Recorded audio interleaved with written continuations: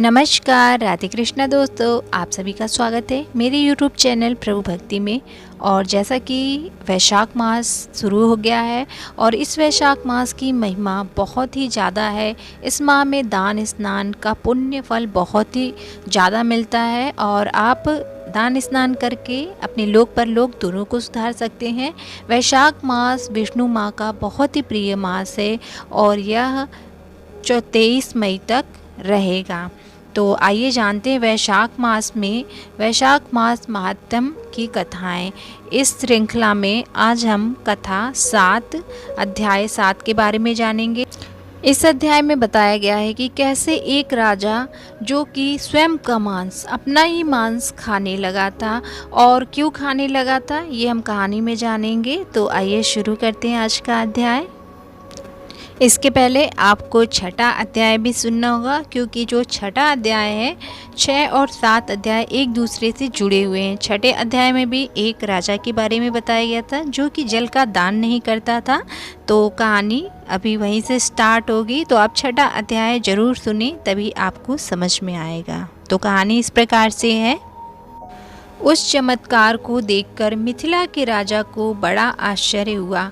श्रद्धा से हाथ जोड़कर धर्म सदाचार को जानने वालों में से सबसे उत्कृष्ट व्यक्ति ने ऋषि से ये शब्द कहे जो आराम से बैठे थे। मिथिला ने कहा, यह महान चमत्कार तथा एक साधु पुरुष का कार्य देखा गया है। मैं उस धर्म के बारे में विस्तार से सुनने के लिए उत्सुक हूँ जिससे इक्ष्वाकु वंश का यह राजा मुक्त आत्मा बन गया।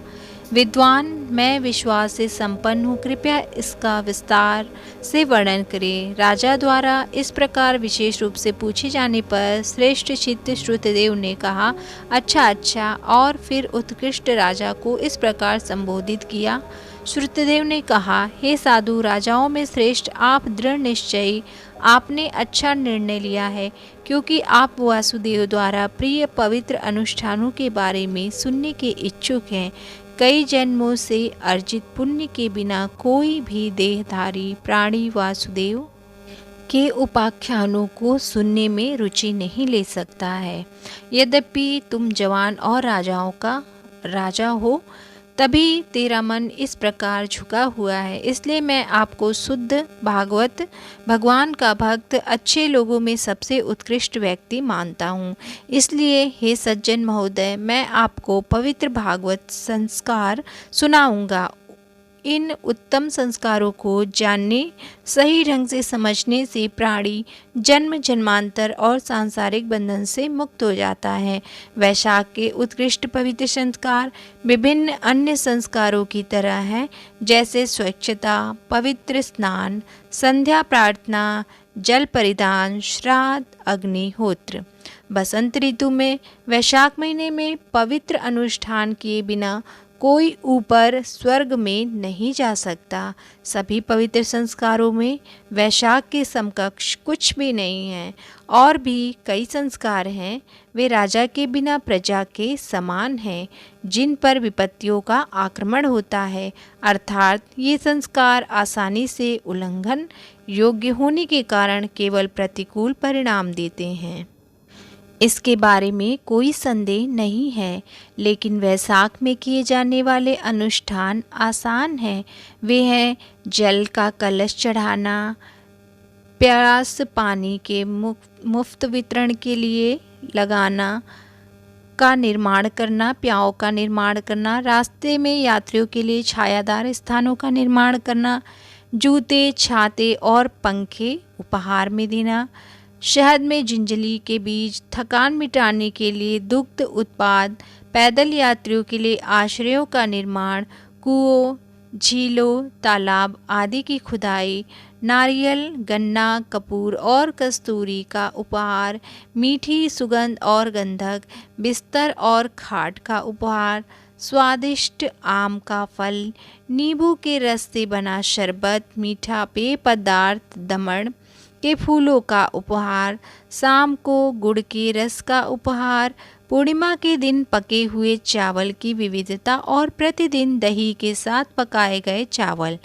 पान के पत्तों का उपहार, चैत्र मास की अमावस्या को जल का घड़ा दान करना, प्रतिदिन सुबह सूर्योदय से पहले स्नान करना, मधुसूदन आदि की पूजा करना, भगवान की कथा सुनना, तेल से स्नान न करना, पत्तों पर भोजन करना, पंखा झलना आदि। जो लोग थके हुए हैं उन्हें प्रतिदिन कोमल सुगंधित पुष्पों, नैवेद्य, फलों का प्रसाद और दही मिश्रित पके हुए चावल, प्रतिदिन धूप और प्रकाश का प्रसाद, गायों को घास का निवाला, ब्राह्मणों के पैर धोना, सूखे भोजन का दान करना चाहिए। गुड़ के साथ मिश्रित अदरक और यात्रियों को पंखा इत्यादि का उपहार, यात्रियों को आश्रय और चावल और सब्जियों का उपहार देना चाहिए। ये वैशाख महीने के लिए प्रशंसित और अनुशंसित पवित्र अनुष्ठान है जो माधव को बहुत ही पसंद है। विष्णु भगवान को फूल चढ़ाना, ऋतु के अनुसार अंकुरित अनाज आदि से पूजा करना और नैवेद्य के रूप में पके हुए चावल चढ़ाना सभी पापों के विनाश का कारण है। हे महानुभाव, यदि कोई स्त्री उस ऋतु में मंदिर में या अपने घर में उगने वाले फूलों से माधव की पूजा नहीं करती तो उसे कभी भी पुत्र का सुख नहीं मिलता है। वह अपने पति या खुद की जिंदगी खत्म कर लेती है। वैशाख महीने में प्रजा के धर्म की परीक्षा लेने के लिए विष्णु भगवान राम देवताओं और ऋषियों के साथ उनके लोक में जाते हैं। यदि उस समय कोई मूर्ख व्यक्ति उनका पुष्पों से पूजन नहीं करता तो वह मोहग्रस्त आत्मा है, वह नरक में गिरता है। तत्पश्चात उसका 5 बार राक्षस योनि में जन्म होता है। इस माह में पके हुए चावल और पीने का पानी हमेशा भूख से पीड़ित लोगों को दान देना चाहिए। यह प्राणवायु को बनाए रखने का कारण है। पीने का पानी न देने से उसका पुनर्जन्म निम्न जाति के प्राणी के रूप में होता है। पके हुए चावल न देने से वह दुष्ट आत्मा के रूप में जन्म लेता है। मैं आपको पका हुआ चावल या भोजन न देने के संबंध में हुआ एक विचित्र अनुभव बताऊंगा। मेरे पिता का जन्म रेवा के तट पर एक दुष्ट आत्मा के रूप में हुआ था। जब वह भूख और प्यास से बहुत थक गए तब उसने अपना ही मांस खाया। भोजन की कमी के कारण वह चलने फिरने में असमर्थ हो गए। वह छाया से रहित एक रेशमी कपास के पेड़ की जड़ पर रहने लगे। अत्यधिक भूख प्यास के कारण तथा पूर्व कर्मों के कारण उनके गले में भोजन नली का द्वार बहुत छोटा हो गया। उसके गले में चिपके मांस के टुकड़े ने उसे बहुत दर्द दिया, जिससे उसकी जान को खतरा हो गया। संयोग से गंगा की ओर जाते समय मैं उस नदी के तट पर पहुंच गया। उन्होंने कालकूट विष के समान कुएं और झील के शीतल जल को देखा।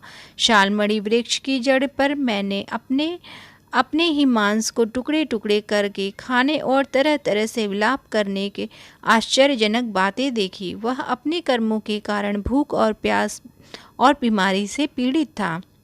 मुझे उस पर दया आई, लेकिन मुझे देखते ही वह पाप कर्म की आत्मा मुझे मारने के लिए दौड़ पड़ी। मेरे वैभव के कारण वह संयमित था। वह भागने लगा। मेरा मन दया से द्रवित होकर मैंने उससे कहा, डरो मत, मैंने तुम्हें भय से मुक्ति दिलाई है। हे प्रिय, तुम कौन हो? इसका कारण तुरंत बताओ। मैं तुम्हें इस कठिन परिस्थिति से मुक्त करा दूंगा। परेशान मत होइए। ऐसा कहे जाने पर उन्होंने बिना यह जाने कि मैं उनका पुत्र हूँ मुझसे कहा, पहले मैं अनार्त उत्तरी गुजरात देश में भुअरा पृथ्वी पर सबसे उत्कृष्ट नामक शहर में रहता था। मेरा नाम मैत्रा था। मैं संस्कृति गोत्र का था। मैं नियमित रूप से तपस्या, यज्ञ, दान और स्नान आदि कर्म करता था। मैं विद्वान भी हो गया था। सभी शास्त्र मेरे द्वारा सीखे और सिखाए गए थे। मैंने सभी तीर्थों में पवित्र स्नान भी किया था। लोभ के कारण वैशाख मास में मेरे द्वारा भोजन नहीं दिया गया। उस समय भिक्षा भी नहीं दी जाती थी। पिशाच दुष्ट आत्मा के रूप में जन्म लेने के बाद अब मैं अपनी दुर्दशा पर शोक मना रहा हूँ। कोई अन्य कारण नहीं है। ओह, मैंने तुमसे सच कहा है। अब मेरा घर मेरा श्रुतदेव नाम का पुत्र है, वह बहुत मशहूर है। मेरी दुर्दशा मेरे उस पुत्र को बताई जानी चाहिए। तुम्हारे पिता वैशाख महीने में भोजन न देने के कारण पिशाच बन गए हैं। उन्हें नर्मदा के तट पर देखा गया है।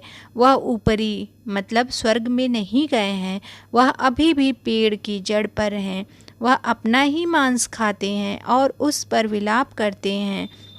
अपने पिता की मुक्ति के लिए तुम्हें वैशाख मास में प्रातः स्नान करना चाहिए। विष्णु की पूजा करने से मुझे मतलब तुम्हारे पिता को सच्चे दिल से जल तर्पण देने के बाद पका हुआ भोजन अच्छे गुणों वाले उत्कृष्ट ब्राह्मण को देना चाहिए।